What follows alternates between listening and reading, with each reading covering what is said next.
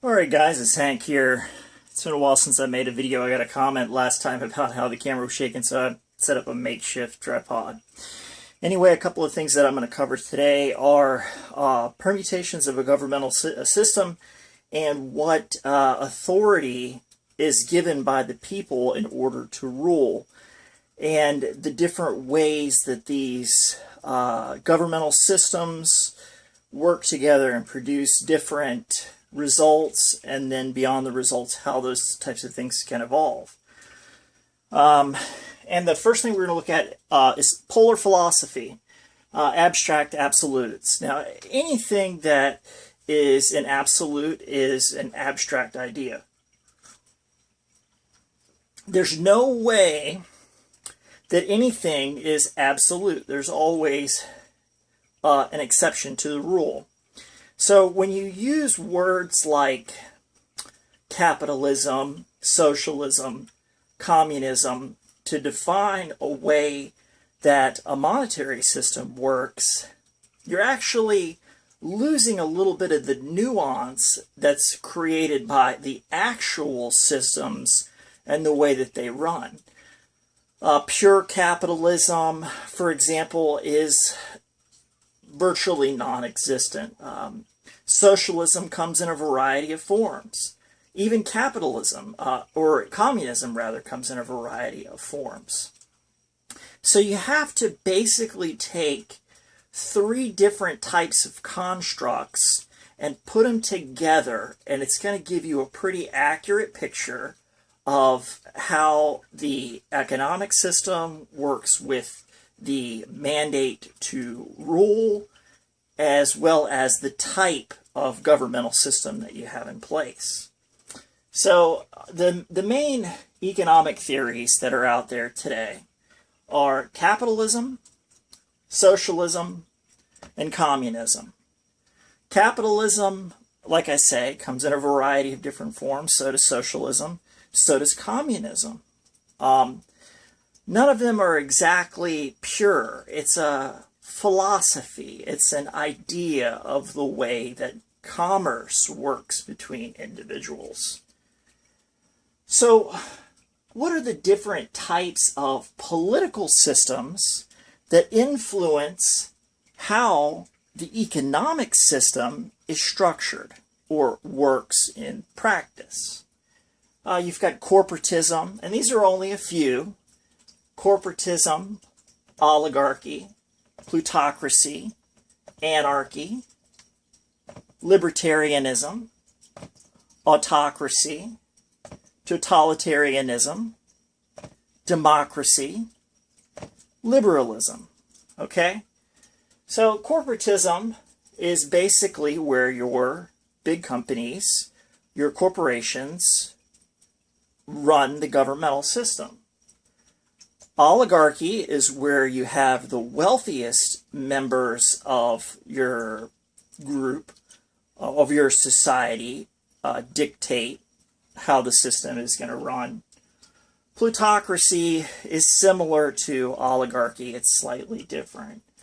Anarchy is where there is no expressed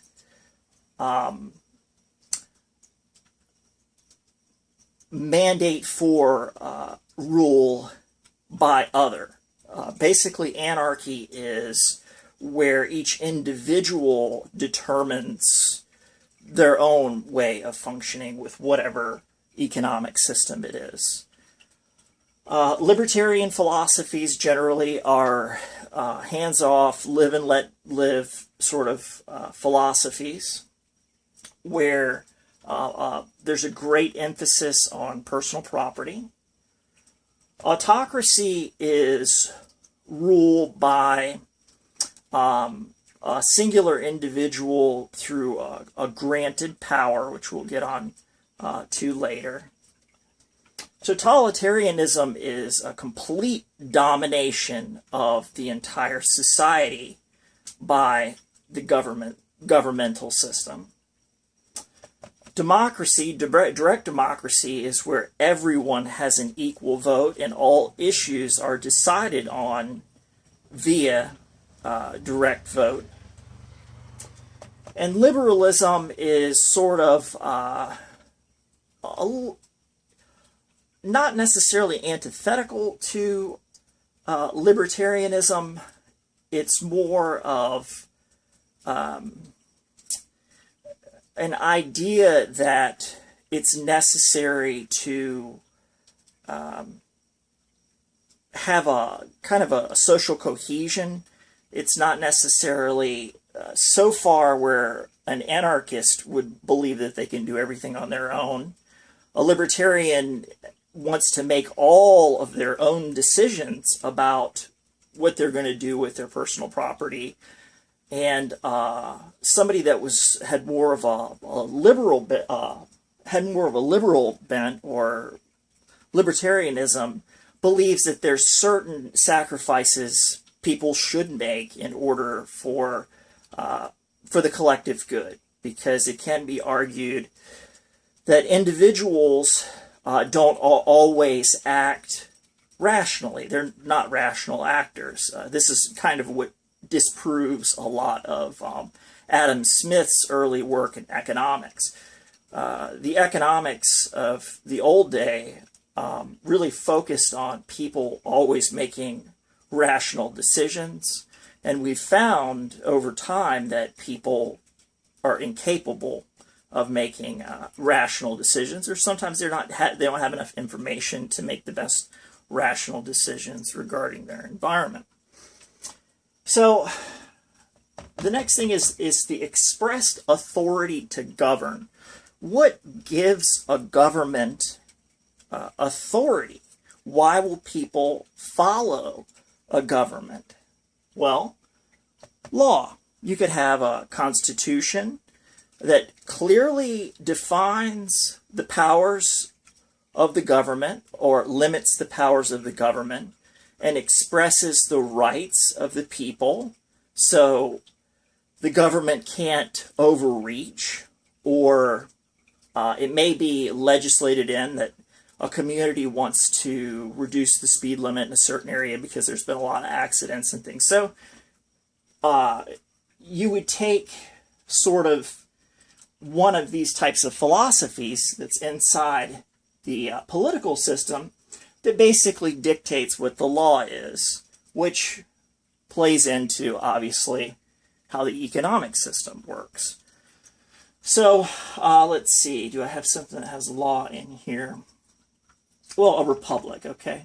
Example 4 here. So we'll take capitalism, and we'll mix it with libertarian philosophy, and it has the rule of law.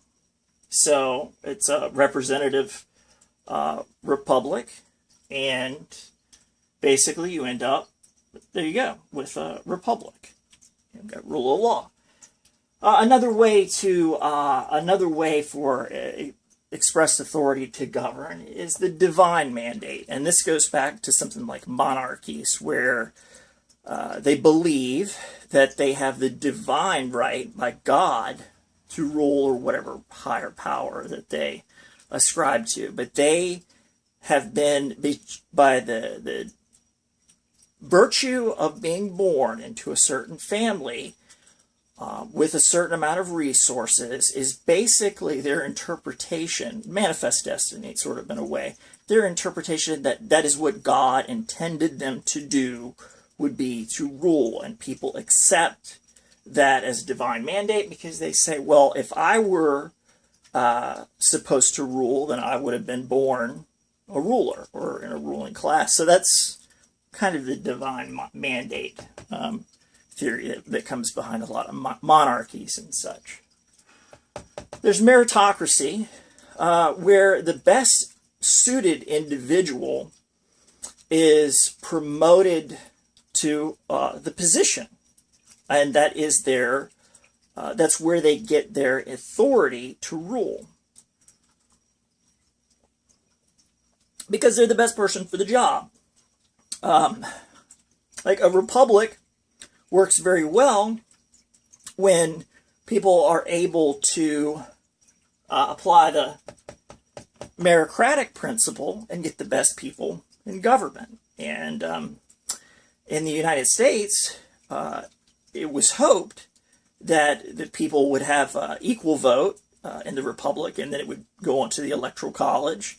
The Electoral College would make a decision based on what, to best represent the ideas of their people in that group, and move the most well-suited person forward in a meritocratic government. Okay. Another way expressed authority for governments to govern is through force. Basically, just stick a gun in your face and tell you that that's what you're going to do, or they're going to kill you. And this has happened quite a bit in history. During the Bolshevik Revolution in Russia, many Christians were killed. They basically stick a gun in their face and they say, you're either going to give up your farmland, you're going to give up your religion, or we're going to kill you. So that's government by force.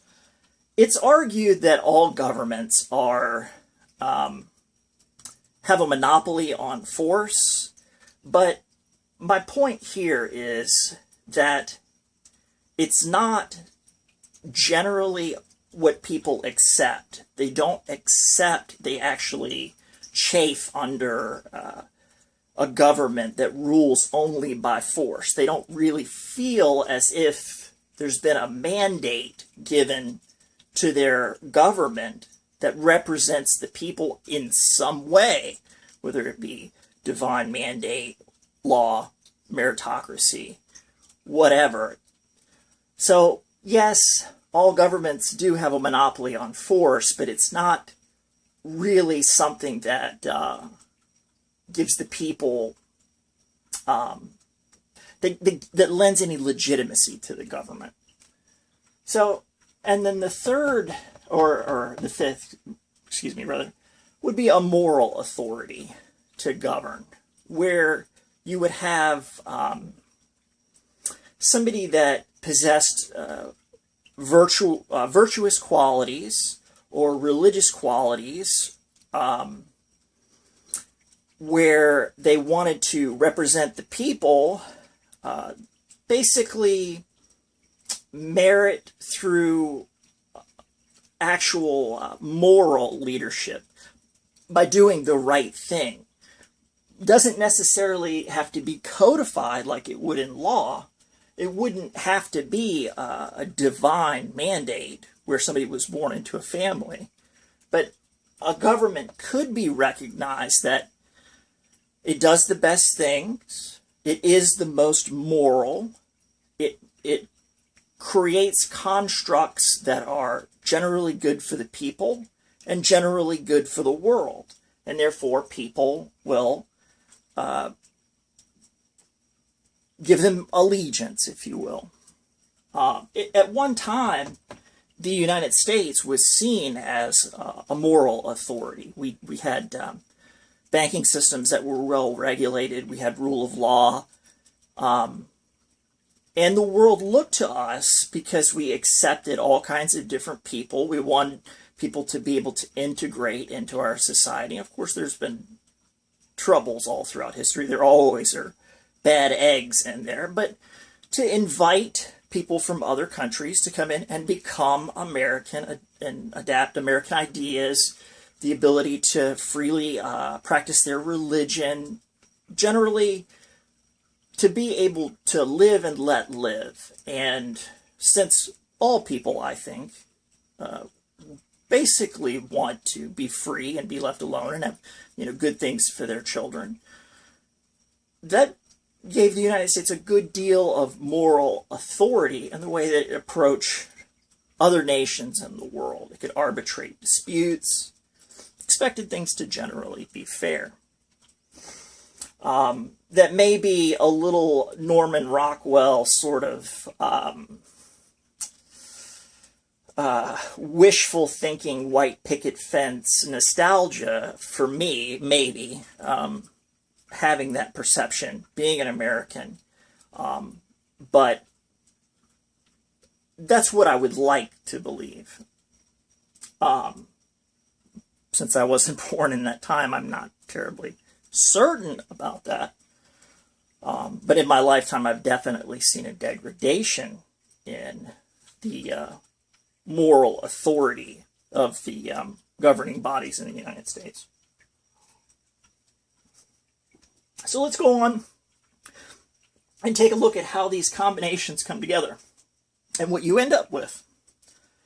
So, for example, let's take capitalism, and we're going to mix it with anarchy, and we're going to put in meritocracy. Sounds great, right? Well, what you end up there with is laissez-faire capitalism.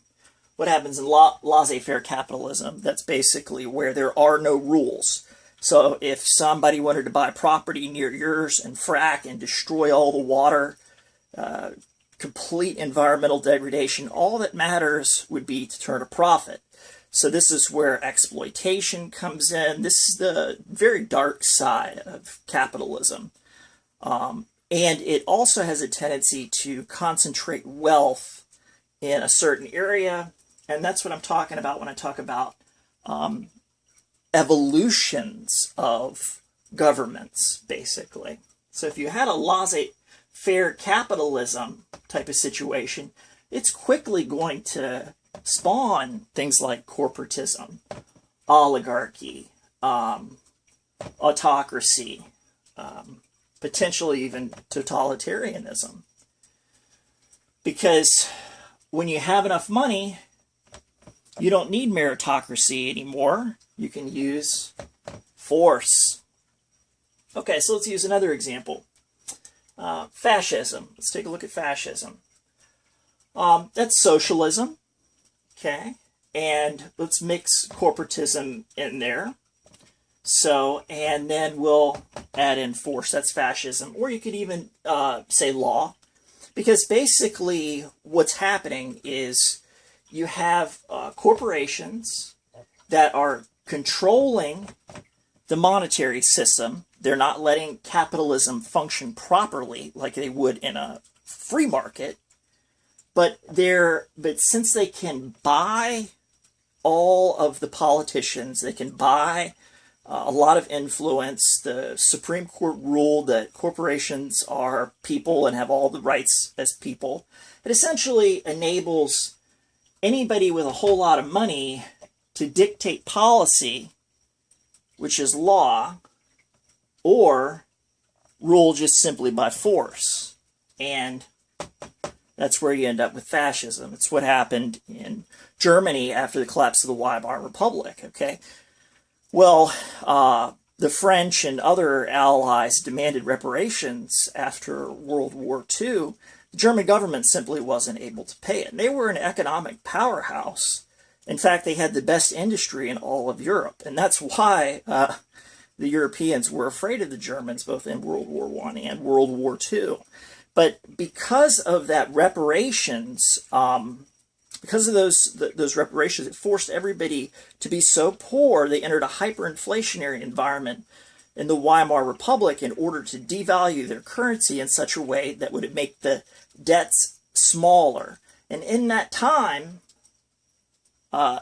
Hitler took power, and the corporations, the war machine, and Hitler got together and basically they socialized everything and went right straight to war. Now, there was an amazing economic recovery for that, but you also have to think, too, with corporations in control and you don't have rule of law, things are to be done by force. You end up with things like slave labor camps, death camps, really bad decision-making by politicians that lead to disaster for the people. So fascism, in my opinion, terrible ideology. And I'll get onto that in another video about where we are today with fascism. I'm not going to go through all these. We'll just pick out a couple. Tribalism. Okay, so we've got communism plus democracy plus, let's see, tribalism E, moral authority. So basically, in a tribal society, everybody shares everything equal. Everybody has a moral authority in order to cast their vote. because everybody's equal. Okay, so that's what grants them their moral authority.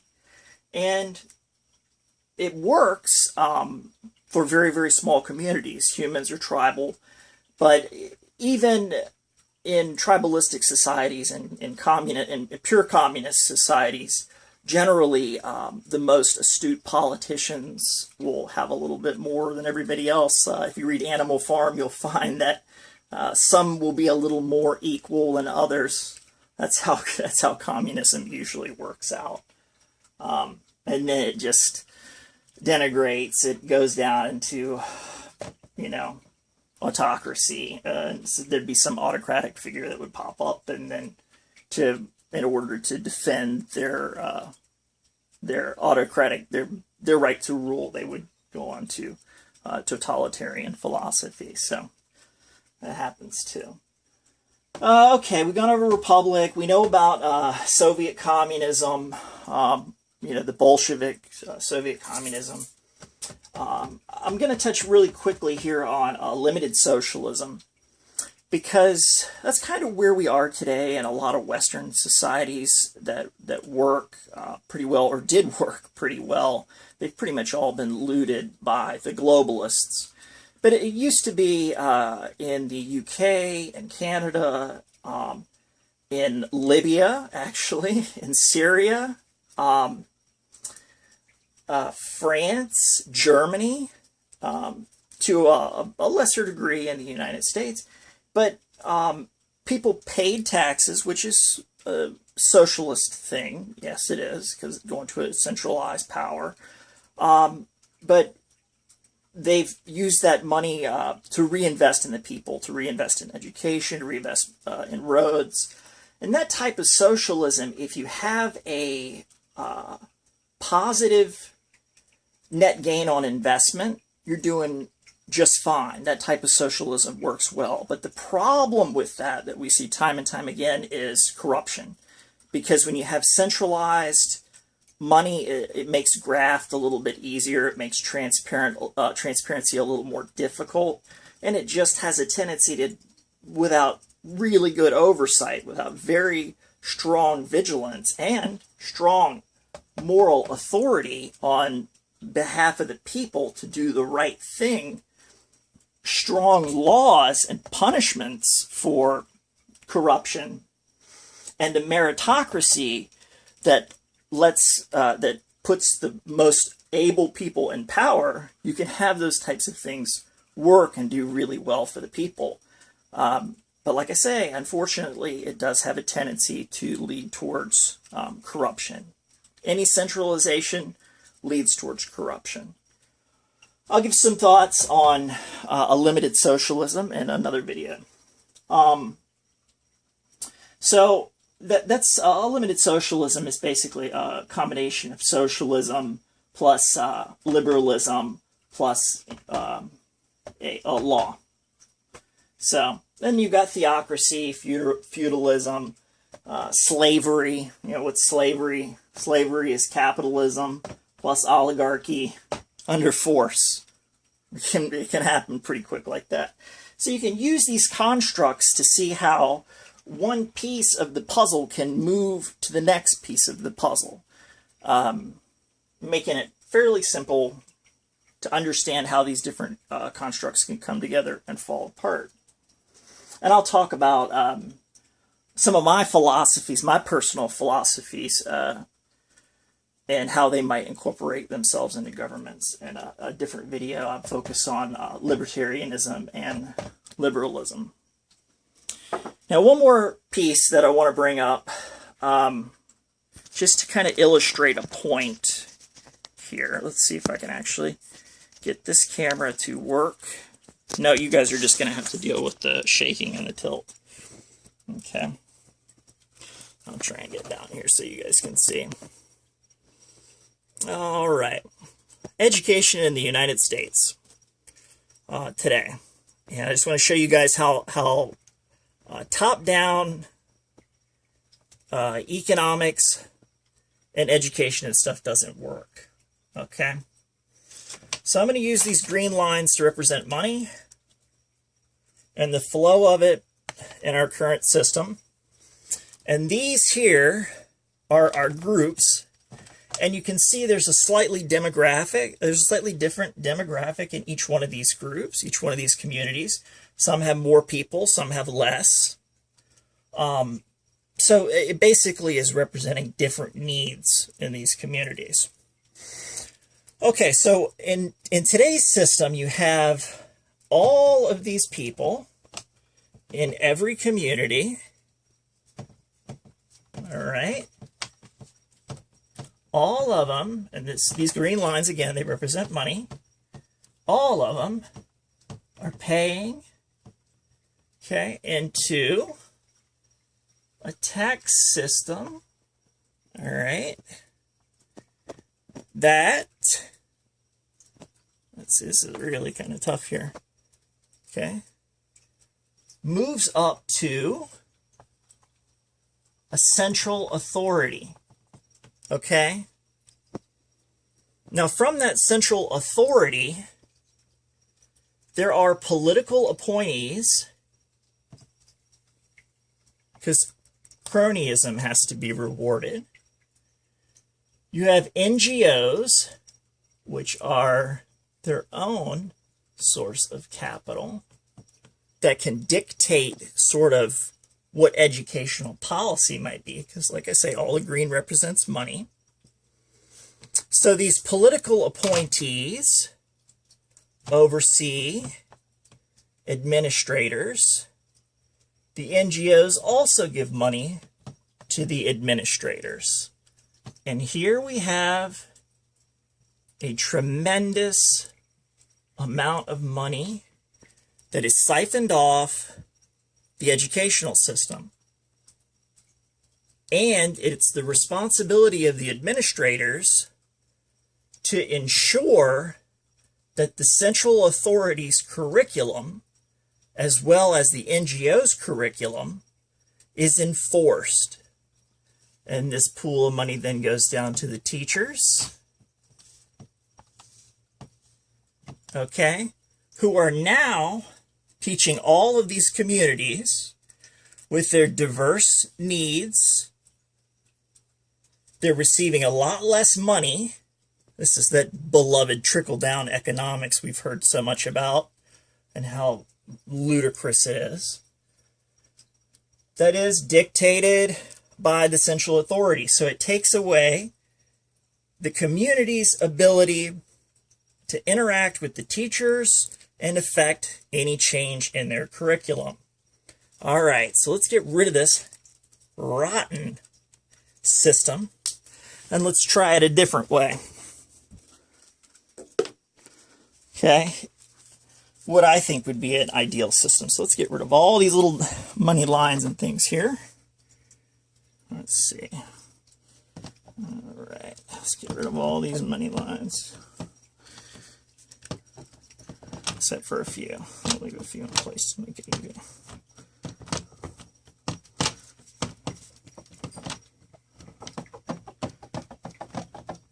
In case you're getting a look at the house here. It's all junk. Nothing to see here. Okay. Let's try this a different way. Let's try this in an optimum world. Okay. This is how it used to be when we had about a 98% literacy rate back in the day. You had each community that paid their teachers directly. So it serves the needs of each community as it's required. Okay. So with more people, you'll have a larger base to pay your teachers with less, so on and so forth. And then if an administrator is required, the teacher requests the administrator to make things easier. Okay?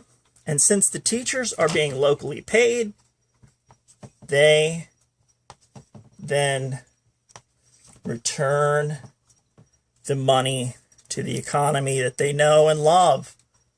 Okay? Now, let me ask you, why is it necessary for local communities to send money to a central authority? Why is it necessary to have non-governmental organizations influencing the education of your children from a top-down standpoint? Okay? You can't tell me that there's not enough money for education. And this is where, and I'll speak about this in a different video, where I kind of disagree with anarchy and a pure libertarian philosophy. And I know it's become such a dirty word. It's such a filthy word to be liberal or have a liberal idea. Oh, God knows you're a friggin' communist now. No. It's basically what oligarchical, technocratic fascism has brought us, is an inability to even talk about how to regulate our communities in any sort of way. But I've got time for rants in other days. So that's how it worked back when we had a 98% literacy rate. Serve the needs of the community. Okay? If the community is poor, right, the teacher is not going to get paid a lot. But the goods and services there are also going to be cheap. You don't need central authority.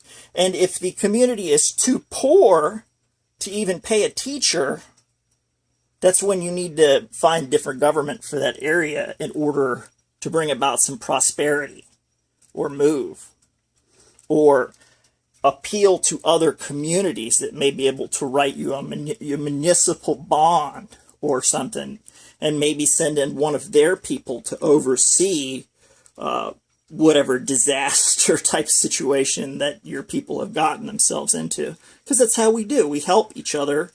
And that's a way to govern. That's the way to govern, through a moral authority and meritocracy, being backed by law. We help each other. And then you would go out to that community and basically lend them a little bit of money, help them get on their feet. Okay, and then that community may, have to deliver you a crop yield or some manufacturing or something, and then you help them move towards self-sufficiency, instead of all the theft that goes on in a central authority. So that's the first of several YouTube videos that I've got coming up here. Any questions, leave them down below.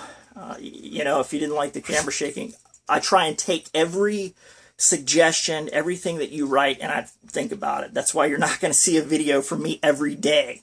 That's why I don't put clickbait titles in, because I don't give a rat's ass about the pennies that YouTube would want to pay me, or censorship, or any of that bullcrap. I'm going to say what needs to be said, and it's going to take as long as it takes for me to make a video, so I can be certain I have thought it out before I have some bullcrap knee-jerk reaction, just pumping and fuzzing alternative media, independent media, and YouTube with bullcrap. So I hope you guys enjoyed. It's been Hank.